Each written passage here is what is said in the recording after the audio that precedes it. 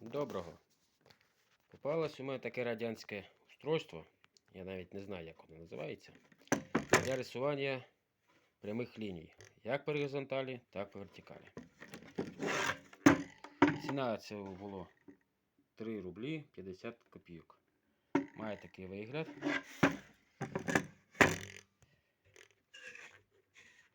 Ось такого от плана воно малює.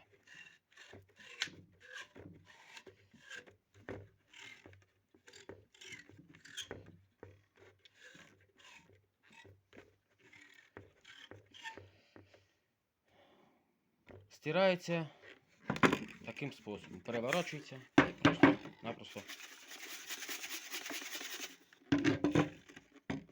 Все. І можна рисувати заново.